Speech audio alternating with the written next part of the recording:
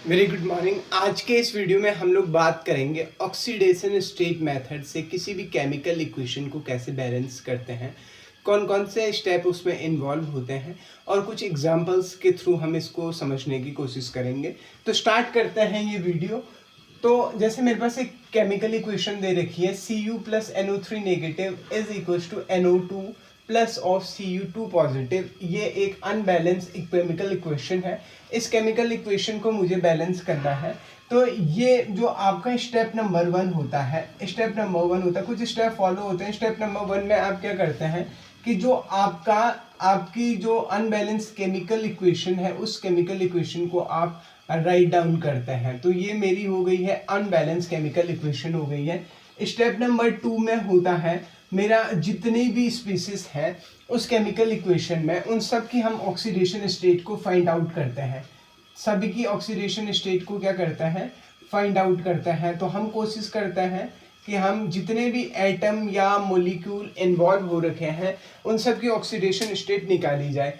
तो यहाँ पे कॉपर आपका फ्री स्टेट में है, तो कॉपर की ऑक्सीडेशन स्टेट कितनी है, 0 है। और कॉपर यहाँ पे 2 पॉजिटिव में है, तो कॉपर की ऑक्सीडेशन स्टेट कितनी है, 2 पॉजिटिव है। नेगेटिव हमने पहले भी बताया था कि फ्री स्टेट में ऑक्सीडेशन स्टेट कितनी होती है, 0। तो कॉपर किसी के साथ बॉन्डेड नहीं, इसीलिए इसकी ऑक्सीडेशन स्टेट कितनी है, 0। लेकिन इस वाले सिचुएशन में कॉपर पे जितना चार्ज है वो उसकी ऑक्सीडेशन स्टेट है। यहाँ पे ऑक्सीडेशन स्टेट कितनी है, +2 है। जब आप NO3 नेगेटिव 1 पे देखेंगे, अगर आपको इसकी ऑक्सीडेशन स्टेट कैलकुलेट करनी है तो आप कैसे करेंगे, नाइट्रोजन की कैलकुलेट करनी है तो आप ये हो जाएगा N+3 of oxygen is equal to -1, क्योंकि जितना चार्ज कंपाउंड पे होगा वो उसकी ऑक्सीडेशन स्टेट के बराबर।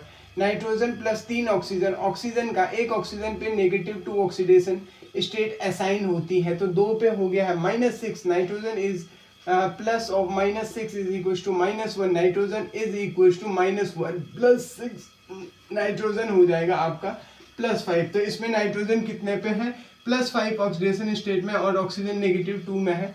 यहाँ पे ऑक्सीजन -2 में हो गया एक ऑक्सीजन, तो दो ऑक्सीजन -4 पे हो गए, तो नाइट्रोजन को +4 होना चाहिए और ऑक्सीजन फिर से -2 हो जाएगा। तो ये ऑक्सीडेशन स्टेट हमने जितने एटम इन्वॉल्व हैं उन सब की ऑक्सीडेशन स्टेट आपने निकाली। स्टेप नंबर 3 में आप क्या देखते हैं कि species which is undergoing oxidation and reduction, उन स्पीसीज को आप लिखते हैं जिनका ऑक्सीडेशन और रिडक्शन हो रहा है। स्टेप नंबर 3 स्पीसीज आप लिखते हैं जिनका ऑक्सीडेशन और रिडक्शन हो रहा है, उनको लिखिए।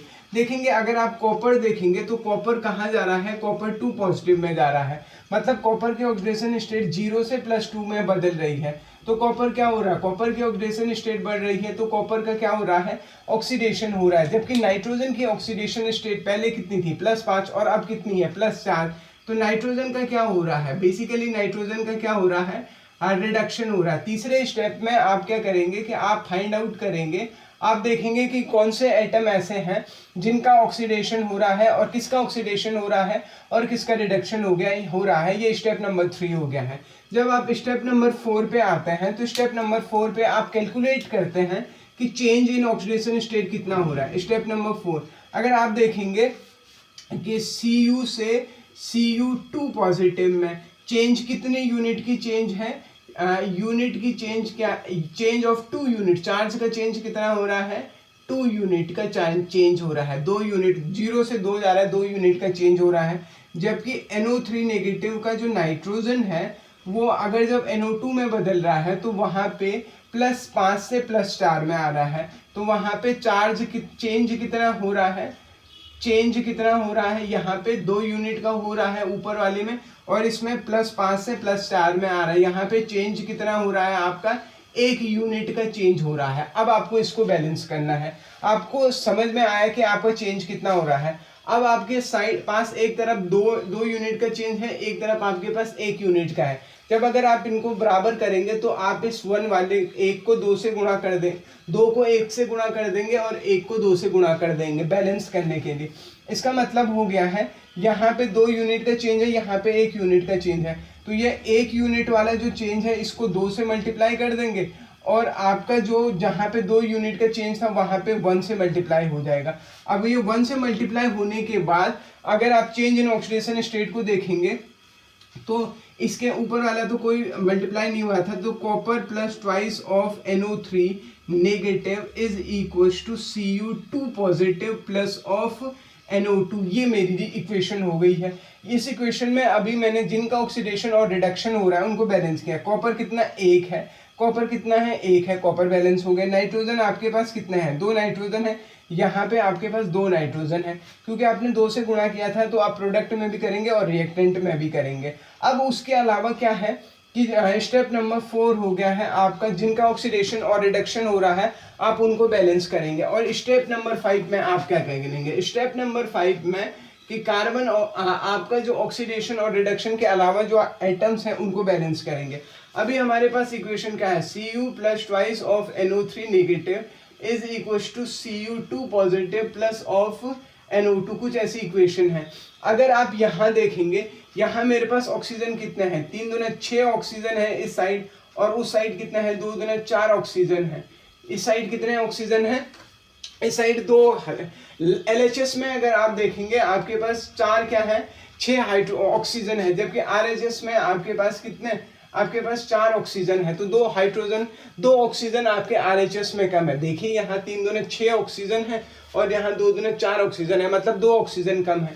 तो 2 ऑक्सीजन कम का मतलब क्या है कि अगर आपको उस ऑक्सीजन को बैलेंस करना है, अगर आपको उस ऑक्सीजन को बैलेंस करना है तो आप क्या करेंगे, H2O को ऐड करेंगे। तो स्टेप नंबर 5 में क्या हो जाएगा, स्टेप नंबर 5 में क्या हो जाएगा, Cu plus twice of NO3। Oxygen को बैलेंस करने के लिए आप क्या कर देंगे, यहाँ पे H2O के मॉलिक्यूल को ऐड कर देंगे। और कितने H2O, 2 H2O आपने ऐड कर दिए हैं। अब आपका ऑक्सीजन तो बैलेंस हो गया है। ऑक्सीजन यहाँ देखिए 4 ऑक्सीजन ये थे, 2 ऑक्सीजन ये आए, टोटल 6 ऑक्सीजन हो गए, या 3 दूने 6 ऑक्सीजन हो। ऑक्सीजन तो बैलेंस हो गया, लेकिन स्टेप नंबर 5 में क्या आपने क्या किया, बैलेंस ऑक्सीजन। आपने स्टेप नंबर 5 में ऑक्सीजन को बैलेंस किया।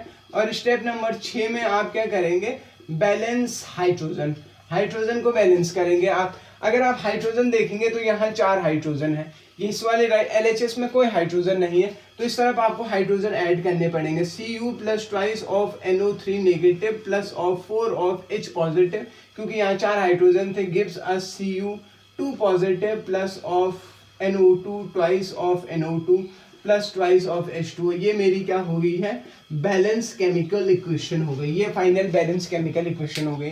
मैं एक बार फिर से बता रहा हूँ, पहला पूरा हमने क्या किया है। पहले स्टेप में आप क्या करेंगे, जो आपकी अनबैलेंस केमिकल इक्वेशन है या केमिकल इक्वेशन को लिखेंगे। दूसरे स्टेप में आप जितने भी एटम इन्वॉल्व हो रहे हैं सबकी ऑक्सीडेशन स्टेट निकालेंगे। तीसरे में आप पता करेंगे किसका ऑक्सीडेशन हो रहा है, किसका रिडक्शन हो रहा है। चौथे स्टेप में क्रॉस मल्टीप्लाई से आप ऑक्सीडेशन और रिडक्शन को बैलेंस करेंगे, वो एटम जिनका ऑक्सीडेशन और रिडक्शन हो रहा है उनको बैलेंस करेंगे। पांचवें छठवें स्टेप में आप हाइड्रोजन और ऑक्सीजन को बैलेंस करेंगे। इस प्रोसीजर को अपनाएंगे। ऑक्सीडेशन स्टेट मेथड जो है उस मेथड से फ्रीक्वेंटली हर साल सवाल पूछ लेता है, या तो ऑक्सीडेशन स्टेट निकालने के लिए या किसी केमिकल इक्वेशन को बैलेंस करने के लिए। अगर अभी तक आपने इस चैनल को सब्सक्राइब नहीं किया है तो प्लीज़ सब्सक्राइब ज़रूर कीजिए, अपने दोस्तों तक ज़रूर बताइए और बाकी लोगों तक भेजिए। Thank you.